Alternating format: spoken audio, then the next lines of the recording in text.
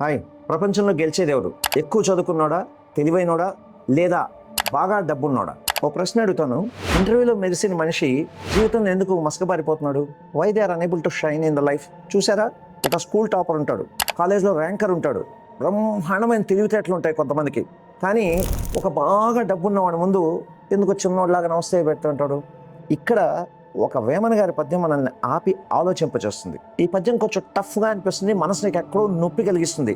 ఎప్పుడో చెప్పాడు, కానీ ఇప్పటి కాలానికి కూడా అది పర్ఫెక్ట్గా సరిపోతుంది. అదేంటో చూద్దామా?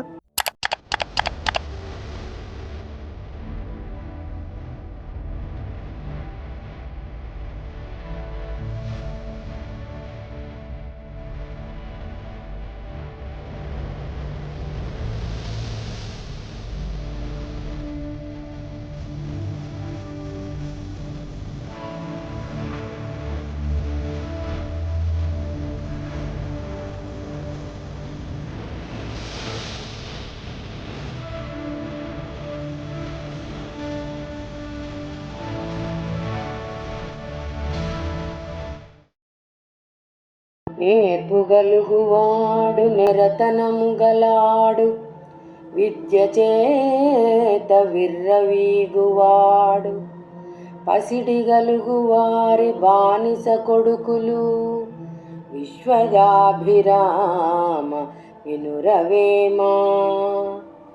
విద్య మనిషిని గొప్పవాణ్ణి చేస్తుంది, కానీ ధనం ఉన్నవాణ్ణి పెద్దవాణ్ణి చేస్తుంది.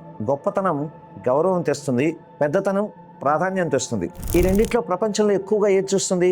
ఎగ్జాంపుల్ చూద్దాం. మనందరికీ తెలిసిన ఎగ్జాంపులే. క్లాస్లో ఫస్ట్ వచ్చినోడు ఆ సర్టిఫికేట్లు తీసుకుని అక్కడ ఇక్కడ పెద్ద పెద్ద బిజినెస్ల వెనకాల ఉద్యోగం కోసం తిరుగుతాడు. అదే బిజినెస్ మొదలుపెట్టినోడు ఉద్యోగాలు ఇస్తూ ఉంటాడు.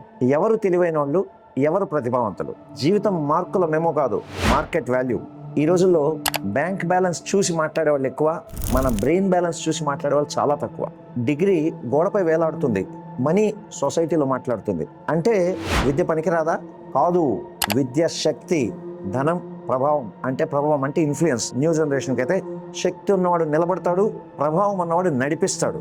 అంటే ఇన్ఫ్లుయెన్స్ ఉండేవాడు ముందుకు నడిపిస్తాడు. కానీ విద్యకు ధర్మం కలిస్తే అది నాయకత్వం అవుతుంది. అంటే మీ ఎడ్యుకేషన్కి మనీ కూడా కలిసిందనుకోండి, automatically you will become influencer. You can influence the society, you can influence the politics, you can influence the governments, you can influence the people surround you. మీ బంధువుల్ని, ఫ్రెండ్స్ని అందరినీ ఇన్ఫ్లుయెన్స్ చేయొచ్చు. ఓన్లీ ఎడ్యుకేషన్ ఉంటే సరిపోదు, financial education ఉంటే మీరు అందరినీ కంట్రోల్లో పెట్టుకోవచ్చు. చాలామంది విజయవంతుల కథలు చూడండి. వాళ్ళు చదువు వాడుకున్నారు, కానీ డబ్బు విలువ కూడా తెలుసుకున్నారు. నాలెడ్జ్ సంపాదించారు, కానీ వెల్త్ను కూడా సృష్టించారు. వేమన గారి పద్యం హెచ్చరిక. ధనాన్ని బానిస అవ్వద్దని కాదు, ధనం లేకపోతే నీకు విలువ ఉండదు అని చెప్తున్నాడు. కట్నం అడగలేదు కాబట్టి నీకు అల్లుడు నచ్చాడు, డబ్బు. ఉద్యోగం లేదు కాబట్టి నీ కొడుకు నచ్చడు, డబ్బు. నీ దగ్గర డబ్బులు లేకపోతే ప్రపంచం నీ విలువని గుర్తించదు అని ఆయన చెప్తున్నాడు. చూడండి, ఎన్ని వందల సంవత్సరాల క్రితం చెప్పాడు. ఇప్పుడు కూడా అది నిజమా కాదా కామెంట్ బాక్స్లో టైప్ చేయండి. కాబట్టి విద్యను సంపాదించు, స్కిల్ని పెంచుకో, at the same time financial independence కూడా సాధించు. అప్పుడు నీ మాటకు విలువ ఉంటుంది, నీ జీవితానికి ఒక స్వేచ్ఛ అంటూ ఉంటుంది, ఒక ఫ్రీడమ్ ఉంటుంది. ఇప్పుడు మీకు ఒక ప్రశ్న: చదువు ముఖ్యమా, డబ్బు ముఖ్యమా, లేక రెండు సమానమా, రెండు ముఖ్యమా, లేదా రెండు ముఖ్యము కాదా? కామెంట్ బాక్స్లో టైప్ చేయండి. వేమన మాటలు అప్పటివి కాదు, ఇప్పటికీ వర్తించే నిజాలు. ఈరోజు క్రియేటర్ యుగానికి కూడా అవి అర్థం పడుతున్నాయి. చెక్ చేసుకుందామా? ఇప్పుడు ఒకటే ఒక క్వశ్చన్ వేసుకోండి. నీ స్కిల్ నీకు స్వేచ్ఛనిస్తోందా, లేక కనిపించని బానిసత్వంలో నెట్టేస్తుందా? అంటే స్లేవరీలోకి వెళ్ళిపోతున్నావా? మై ఫ్రెండ్స్, స్కిల్ ఉంటే సరిపోదు, దాన్ని ఎవరి కోసం వాడుతున్నావో అది ముఖ్యం. మనిషి తన ప్రతిభను అమ్ముకుంటూ బతకాలా, లేక తన ప్రతిభతోనే స్వేచ్ఛను కొనుక్కోవాలా? మీ అభిప్రాయం కామెంట్లో చెప్పండి. ఈ వీడియో నచ్చితే లైక్ చేయండి, షేర్ చేయండి, సబ్స్క్రైబ్ చేయండి, మర్చిపోకుండా బెల్ ఐకాన్ టైప్ చేయండి. పాత ఎప్పుడో చెప్పిన నిత్య సత్యాలు ఈ రోజుల్లో కూడా ఎలా పనికొస్తాయి ఇంకొన్ని పద్యాలతో మనం ముందుకు వద్దాం. ఎందుకంటే నాలెడ్జ్తో లైఫ్ మారుతుంది, ప్రాపర్ నాలెడ్జ్తో లైఫ్ వండర్ఫుల్గా తయారవుతుంది. ఎడ్యుకేషన్తో ఇల్లు గడుస్తుంది, ఫైనాన్షియల్ ఎడ్యుకేషన్తో మీ లైఫ్ లీడ్ చేయొచ్చు. మళ్ళీ మరో పద్యంతో కలుద్దాం. Thank you.